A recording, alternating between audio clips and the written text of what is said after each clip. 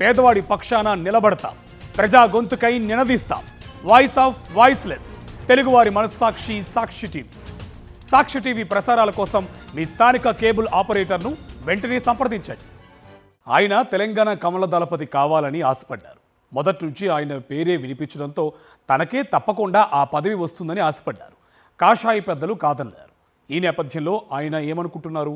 రాజకీయ భవిష్యత్తు ఇబ్బందికరంగా మారిందని భావిస్తున్నారా, లేక ముందుంది మంచి కాలం అనుకుంటున్నారా? తెలంగాణ బీజేపీలో ఆయన దారేటు. Watch this story. తెలంగాణలో బీజేపీ ఎంపీ ఈటెల రాజేందర్ రాజకీయ భవిష్యత్తు ఎలా ఉండబోతోంది? ఈ అంశంపై పార్టీలో వాడివేడిగా చర్చలు జరుగుతున్నట్లు సమాచారం. బీజేపీలోనే కాదు, తెలంగాణ రాజకీయాల్లోనే ప్రస్తుతం ఆయన అడుగులు ఎలా ఉండబోతున్నాయనే దానిపై మాట్లాడుకుంటున్నారు.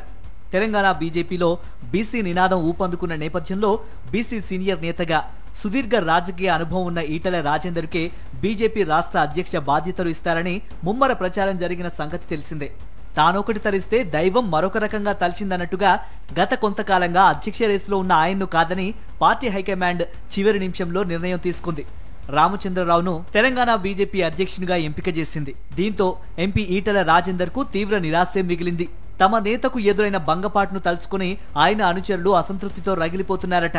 ఈ పరిస్థితుల్లో ఈటెల రాజేందర్ మల్కజ్గిరి ఎంపీ పదవితోనే సరిపెట్టుకుంటారా, కేంద్ర కేబినెట్లో ఛాన్స్ దక్కించుకుంటారా, పార్టీలో ఎలాంటి పాత్ర పోషిస్తారనే దానిపై ఆయన వర్గీయుల్లోనే కాదు, తెలంగాణ రాజకీయాల్లోనే విస్తృత చర్చ జరుగుతోంది. తెలంగాణ ఉద్యమకారునిగా, బీసీ నేతగా ఈటెల రాజేందర్ గుర్తింపు పొందారు. బీఆర్ఎస్ పాలనలోనే కీలకమైన ఆర్థిక, వైద్యారోగ్య శాఖలకు మంత్రిగా బాధ్యతలు నిర్వర్తించారు. తనదైన శైలిలో ప్రజలతో మమేకమవుతూ తనకంటూ రాజకీయాల్లో పేరు సాధించుకున్నారు. సుదీర్ఘ రాజకీయ జీవితంలో ఎన్నెన్నో ఎత్తుపల్లాలు చూశారు.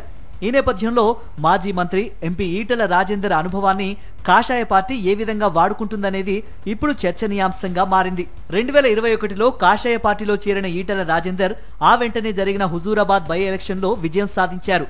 2023 అసెంబ్లీ ఎన్నికల్లో గజ్వేల్, హుజూరాబాద్ 2 అసెంబ్లీ నియోజకవర్గాల్లో ఎమ్మెల్యేగా పోటీ చేసి ఓడిపోయారు.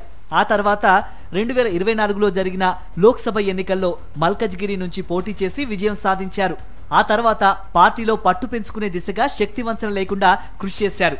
ప్రధాని నరేంద్ర మోదీ, హోంమంత్రి అమిత్ షా గుడ్ లుక్స్ లో ఉండటంతో ఖచ్చితంగా తెలంగాణ బీజేపీ పగ్గాలు ఈటెలకే కట్టబెడతారని కొన్ని నెలలుగా విపరీతమైన ప్రచారం సాగింది.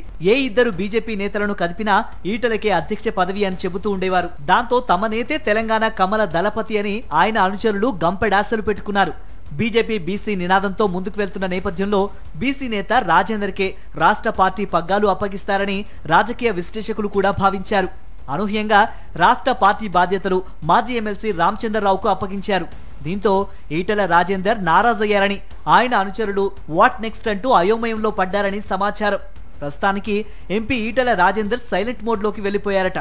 రామచంద్రరావును అధ్యక్షుని చేస్తూ పార్టీ నిర్వహించిన ఎన్నిక ప్రకటన కార్యక్రమానికి హాజరైన ఈటెల రాజేందర్ నిరాశగానే కనిపించారు. భవిష్యత్తులో ఆయనకు ఎలాంటి అవకాశాలు కల్పిస్తారనే అంశంపై చర్చ జరుగుతోంది. కేంద్ర కేబినెట్లో ఆయనకు అవకాశం ఇస్తారని ఆయన వర్గీయుల్లో ప్రచారం జరుగుతోంది. ఈ నేపథ్యంలో ఆయన వేచి చూసే ధోరణిలో ఉన్నారని అంటున్నారు.